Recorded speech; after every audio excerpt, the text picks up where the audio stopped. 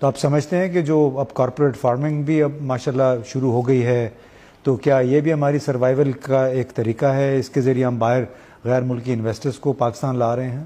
یہ تو ایکسٹنکشن کو ایکسپیڈائٹ کرنے کا ذریعہ ہے، یعنی خاتمے کا عمل کو تیز کرنے والی بات ہے. ٹھیک ہے، وہ کیسے؟ دیکھیں اب تک تو ہم اثاثے بیچتے رہے ہیں. 100% of telecom, 80% of banking, یہ سب غیر ملکیوں کو ہم نے دیا ہے.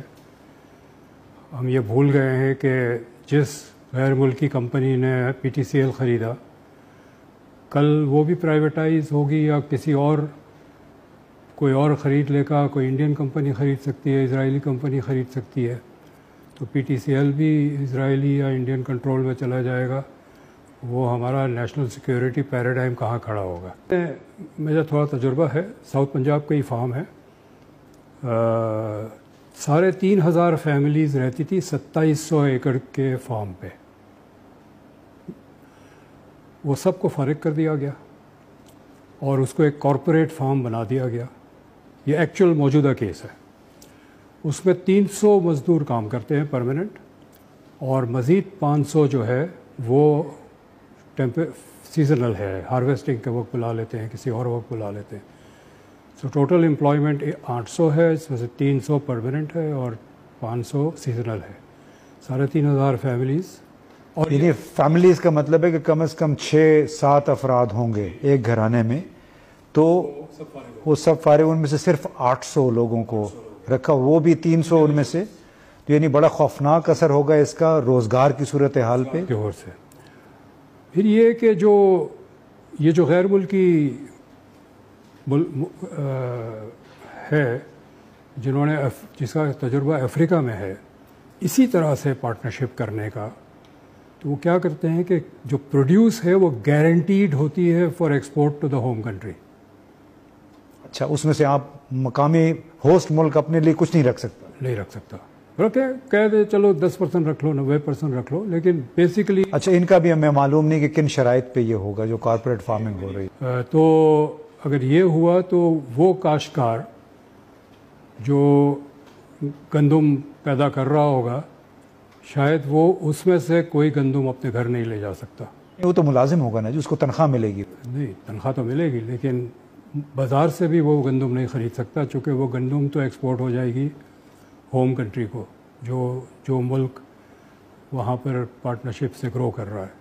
یہ افریقہ میں ہوا ہے.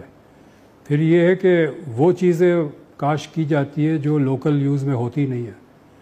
جو ہوم کنٹری ہے وہاں اس کی مانگ ہے، وہاں ان کا جو ٹیسٹ ہے کھانے کا اس حساب سے اس کی ضرورت ہے، تو وہ گرو ہوتا ہے. لیکن جس ملک میں وہ گرو کرتے ہیں وہاں اس کی ڈیمانڈ نہیں ہے، تو آپ کا کراپنگ پیٹرن بدل دیا گیا. ہماری ضرورت کے تحت نہیں، کسی اور ملک کے ضرورت کے تحت. جو مزدور تو بے دخل ہوں گے، جو زمیندار ہے وہ بھی بے دخل ہو جائیں گے. یہ پوری class of land owners will disappear, اور اس کی جگہ یہ کمپنیز آ جائے گی جس میں پارٹ اونر فوج ہے اور پارٹ اونر کوئی غیر ملکی کمپنی ہے.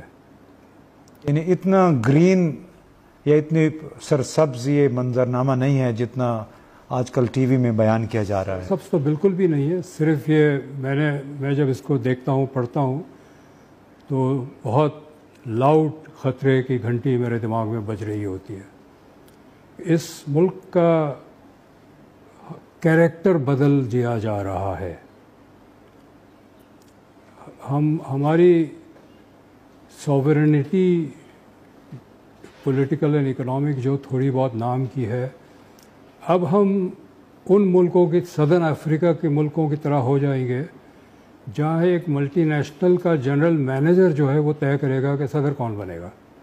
یہ حقیقت کی کیسز ہے. جیسے ایسٹ انڈیا کمپنی والے کیا کرتے تھے. صدرن افریقہ کے 2-3 ملک ہیں جہاں گولڈ اور ڈائمنڈ مائنز ہیں. یہ mines are owned by European companies.